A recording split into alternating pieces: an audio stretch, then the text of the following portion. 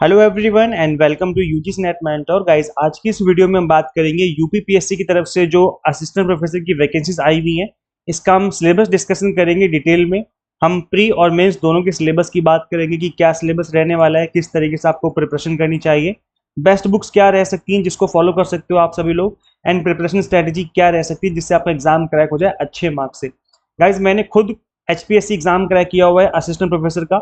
इसके अलावा मैंने मोर देन 3 इयर्स टीचिंग कर रखी है एज एन असिस्टेंट प्रोफेसर, और अभी मुझे मोर देन 7 इयर्स हो चुके हैं यूजीसी नेट को पढ़ाते हुए, तो मुझे काफ़ी एक्सपीरियंस हो चुका है इस फील्ड में।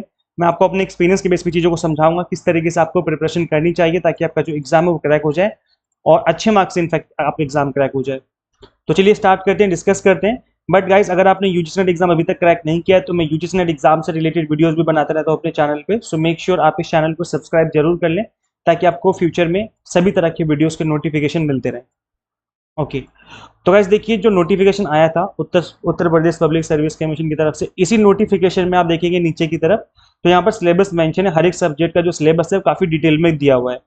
अब हम बात कर लेते हैं प्री की और मेंस की, दिन हम बात करेंगे इन डेप्थ सिलेबस की कि हर एक यूनिट को आपको कैसे प्रिपेयर करना है। सबसे पहले हम बात कर लेते हैं कि पेपर होगा कैसे। तो गाइस देखो, पेपर जो है आपका प्री एग्जाम होगा, उसके बाद मेंस एग्जाम होगा और उसके बाद आपका इंटरव्यू होगा।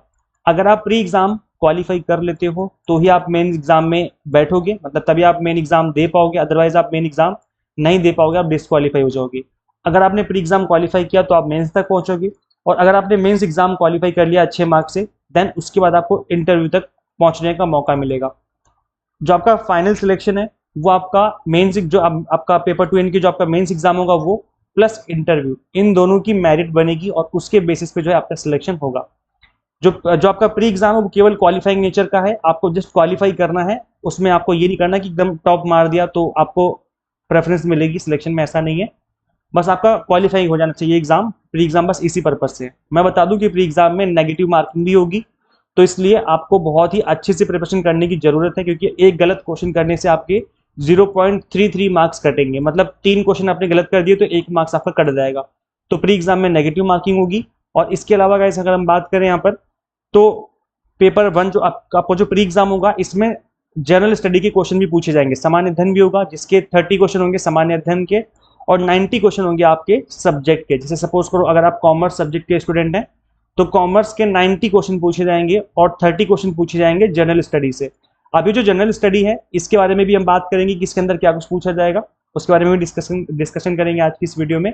पेपर 2 यानी कि जो आपका मेंस एग्जाम होगा ये होगा आपका लिखित परीक्षा, मतलब इसमें आपको लिख करके एक्सप्लेन करना पड़ेगा, या आपका डिस्क्रिप्टिव फॉर्मेट में एग्जाम कंडक्ट करवाया जाएगा। यहाँ पर हर एक क्वेश्चन की जो है वर्ड लिमिट दी हुई है कि 10 नंबर का जो क्वेश्चन होगा उसकी 125 वर्ड लिमिट होगी, और अगर ज्यादा नंबर का क्वेश्चन जैसे 12 नंबर का क्वेश्चन है तो उस केस में आपको 200 शब्दों में आपको क्वेश्चन का आंसर करना पड़ेगा। अब यहाँ पर हर एक क्वेश्चन का जो बॉक्स है वो आपको गिवन होगा, क्वेश्चन होगा उसका बॉक्स गिवन होगा जिसमें आपको आंसर लिखना होगा, नेक्स्ट क्वेश्चन होगा और उसका बॉक्स गिवन होगा जिसमें आपको आंसर लिखना होगा। तो इस तरीके से कुछ जो है आपका पेपर 2 रहने वाला है। तो गाइस देखो, मैं आपको पेपर 2 की प्रिपरेशन भी करवाऊंगा, पेपर 1 की प्रिपरेशन भी करवाऊंगा, पेपर 2 को मैं आपको लिखना सिखाऊंगा किस तरीके से आपको लिखना है। तो गाइस चैनल को सब्सक्राइब जरूर कर लें, बिकॉज फ्यूचर में इससे रिलेटेड वीडियोस आपको मिलती रहेंगी इस चैनल पे, सो मेक श्योर चैनल को सब्सक्राइब करके जरूर रखें। तो गाइस देखो, अगर हम बात करें कि जो जनरल स्टडी है, जो आपका प्री एग्जाम में जनरल स्टडी के क्वेश्चन पूछे जाएंगे वो कहाँ से बनेंगे, तो इसमें आपका जनरल साइंस हो गया। अब जनरल साइंस के अंदर आपका फिजिक्स हो गया, केमिस्ट्री हो गया और बायोलॉजी हो गया, इनकी आपको बेसिक नॉलेज होनी जरूरी है, तो इससे रिलेटेड क्वेश्चन बन सकते हैं। करंट इवेंट का मतलब ये हो गया कि जो भी करंट अफेयर्स हैं जो कि नेशनल और इंटरनेशनल इंपॉर्टेंस से रिलेटेड हैं तो वो जो है आपको पता होने चाहिए। इसके अलावा आप देखेंगे हिस्ट्री ऑफ इंडिया, जिसमें नेशनल मूवमेंट जो आज़ादी के मूवमेंट रहे हैं वो, इंडियन पॉलिटी एंड इकोनॉमी हो गया, जियोग्राफी हो गया, Indian and world, mental ability हो गया, स्टैटिस्टिकल डेटा एनालिसिस हो गया। तो ये कुछ ऐसे टॉपिक हैं जो कि आपके एग्जाम में पूछे जाएंगे। तो गाइस यहाँ से 30 नंबर का जो है पेपर आपका बनेगा, और जो 90 नंबर 30 नंबर के अलावा जो 90 नंबर होंगे वो बनेंगे आपके सब्जेक्ट से। सपोज आप कॉमर्स से बिलोंग करते हो तो 90 नंबर का जो आपका कॉमर्स का बनेगा। तो अगेन मैं आपको दोबारा बोलूंगा कि 30 नंबर की कंपैरिजन में 90 नंबर बहुत ज्यादा होते हैं, मतलब 3 गुना है। तो अगेन यहाँ पर प्री में भी आपको अपने सब्जेक्ट के ऊपर बहुत ज्यादा फोकस करना है। जितना स्ट्रांग आपका सब्जेक्ट हो जाएगा उतने ही हाई चांसेस होंगे कि आप अच्छा स्कोर कर ले जाएंगे। इसके अलावा आपको इस 30 नंबर पे भी फोकस करने की जरूरत है, बिकॉज कम नंबर है तो क्या हुआ है, तो नंबर आपके मार्क्स में ऐड किए जाएंगे वो भी। तो ऐसे में 30 नंबर के लिए मैं आपको सजेस्ट करूंगा कि आप लूसेंट की बुक परचेज कर लो, LUCENT, लूसेंट की बुक आती है, या आई थिंक हिंदी इंग्लिश दोनों में अवेलेबल होगी। तो इसका इसका आप देखेंगे यहाँ पर टैग प्रोडक्ट में, यहाँ पर वीडियो में दिख रहा होगा आपको, यहाँ पर मैं इसको टैग कर दूंगा, तो आप इस लिंक पे क्लिक करके परचेज कर सकते हैं। टैग प्रोडक्ट करके ऑप्शन आ रहा होगा यहाँ पर हमारे वीडियो पे। तो लूसेंट की जो बुक है, कौन सी वाली, एक तो जनरल नॉलेज जीके, आप ये ले सकते हो। एक आती जनरल स्टडी, आप ये ले सकते हो, जो भी आपके मन करे, लेकिन जीके लोगे ज्यादा बेटर है, क्योंकि जीके में भी जो जितने भी टॉपिक यहाँ पे लिखे हैं सारे कवर हो रहे हैं। बट स्टैटिस्टिकल डेटा एनालिसिस आपको कवर करना पड़ेगा अलग से, वो मैं बता दूंगा कैसे कवर करना है। सो ये आपका जो रहेगा प्री का सिलेबस रहने वाला है। और देखो गाइस, जनरल स्टडी ही आपको अच्छे से कवर करनी है, बाकी आपका जो सब्जेक्ट है वो तो आपने ग्रेजुएशन पोस्ट ग्रेजुएशन में ऑलरेडी पढ़ रखा है, तो उससे आप लोग अवेयर होंगे, बस उनको अच्छे से पढ़ने की जरूरत है दोबारा से। तो जो प्री एग्जाम है MCQ फॉर्मेट में होगा, तो इतना डरने घबराने वाली बात नहीं है। तो प्री एग्जाम एक बार हो गया, तब बात आएगी मेंस एग्जाम की, जो कि 200 नंबर का होगा। तो ये 200 नंबर आपके लिए बहुत ज्यादा इंपॉर्टेंट है, बिकॉज जितना ज्यादा आप इसमें स्कोर करेंगे उतने ही हाई चांसेस होंगे कि आपका सिलेक्शन हो जाएगा, क्योंकि इंटरव्यू की कम वेटेज रखी गई है, और यहाँ पर जो आपका मेंस एग्जाम है इसकी बहुत हाई वेटेज रखी गई है। क्योंकि देखो आप देख सकते हो 25 नंबर का जो है यहाँ पर इंटरव्यू है, साक्षात्कार जो है 25 नंबर का रहने वाला है, और 200 नंबर का जो है आपका मेन परीक्षा जो है 200 नंबर की रहने वाली है। तो 200 ये और 25 नंबर का इंटरव्यू, मतलब 225 नंबर जो है आपको यहाँ पे इसमें से स्कोर करना है, जो आपकी फाइनल मेरिट लिस्ट बनेगी। तो ये आपको ध्यान रखना है, क्योंकि यहाँ पर आप देखेंगे कि 25 अगेन यहाँ पर 25 नंबर है केवल इंटरव्यू के, और 200 नंबर रिटन एग्जाम के। तो ये आपके हाथ में है, मतलब ये बिल्कुल ही आपकी मेहनत पर डिपेंड करता है। 25 में से भी आप कुछ ना कुछ तो स्कोर कर ही लोगे। अगर आपका बहुत अच्छा इंटरव्यू रहा तो 20 से 22 नंबर तक स्कोर कर ले जाओगे। अगर अच्छा इंटरव्यू नहीं भी रहा तभी 10 से 12 नंबर तो आप स्कोर कर ही सकते हो 25 में से। लेकिन यहाँ पर 200 में से अगर आपने 150 प्लस मार्क्स स्कोर कर लिए तो बहुत हाई चांसेस हो जाएंगे कि आपका एग्जाम क्रैक हो जाएगा, और आपका जो सिलेक्शन है आप assistant professor, government assistant professor बन जाओगे। ये गवर्नमेंट डिग्री कॉलेजेस में वैकेंसीज निकली हैं, और गवर्नमेंट डिग्री कॉलेजेस बहुत अच्छे माने जाते हैं, क्योंकि यहाँ पर डायरेक्टली गवर्नमेंट ही जो है आपके ऊपर कंट्रोल करती है, यहाँ पर कोई कमेटी कंट्रोल नहीं करती है। तो एक्चुअली हम बात कर लेते हैं सिलेबस की, जो कि आपका पेपर 2 है। और इसी नोटिफिकेशन, जो मैं आपको नोटिफिकेशन आपके सामने मैंने ओपन करके रखा हुआ है, इसी नोटिफिकेशन में नीचे की तरफ आप देखेंगे तो यहाँ पर हर एक सब्जेक्ट का सिलेबस गिवन है। जिस भी सब्जेक्ट से आप बिलोंग करते हो, जैसे सपोज करो फिजिक्स है तो फिजिक्स का सिलेबस है ना, इस तरीके से जिस भी सब्जेक्ट से आप बिलोंग करते हो हर एक सब्जेक्ट का सिलेबस यहाँ पर मेंशन है। तो कोई भी सब्जेक्ट हो आपका, डजेंट मैटर, आपको इसी नोटिफिकेशन में नीचे की तरफ आना है, और यहाँ पे आपको जो सिलेबस वो आपको देखने को मिल जाएगा।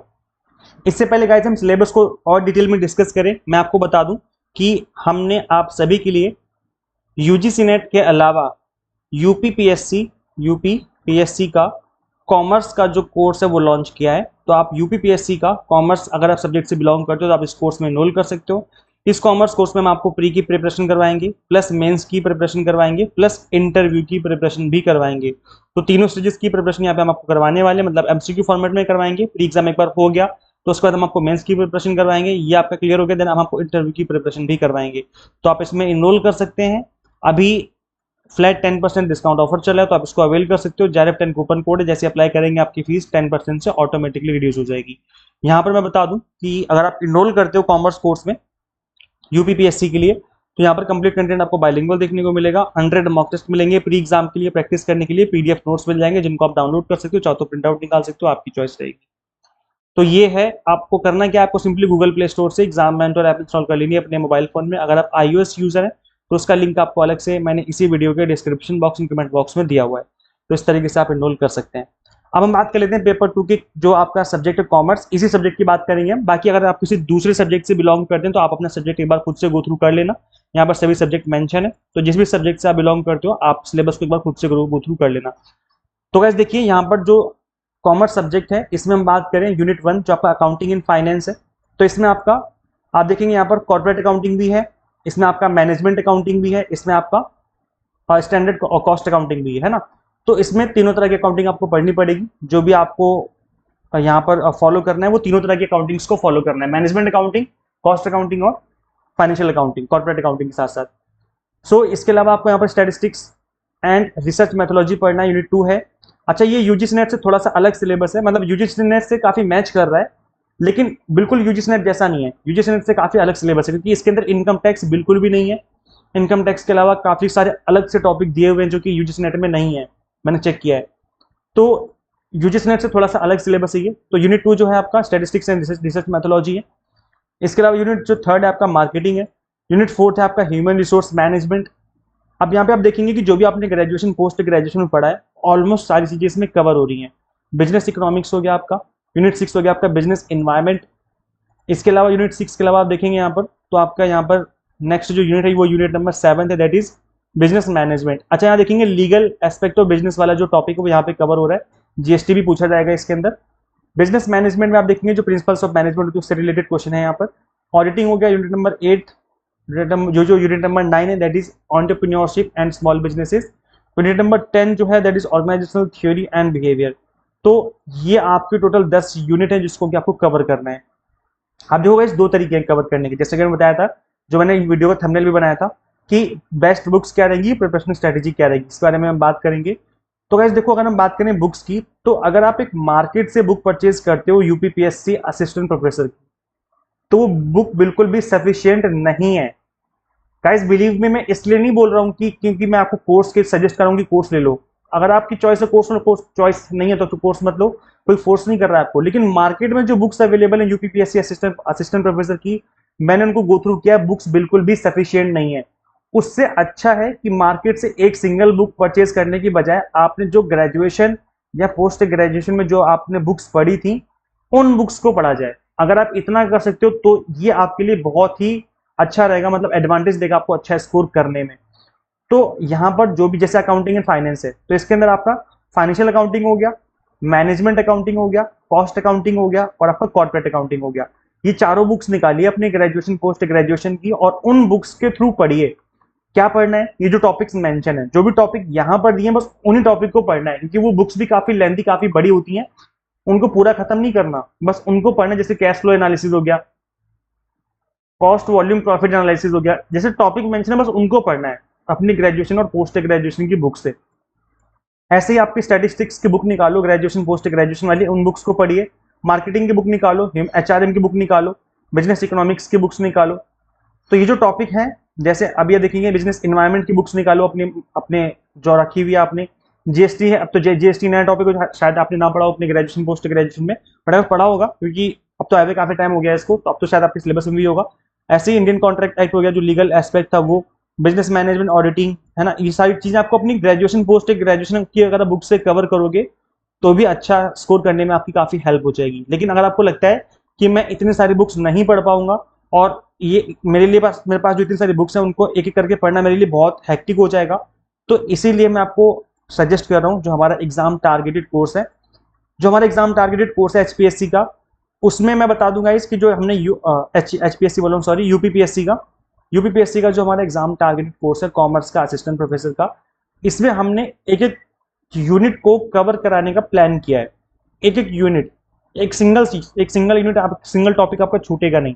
जैसे अकाउंटिंग एंड फाइनेंस है, तो यहाँ पर जितने भी टॉपिक मेंशन है एक एक टॉपिक करवाएंगे, एक सिंगल टॉपिक आपका नहीं छूटेगा।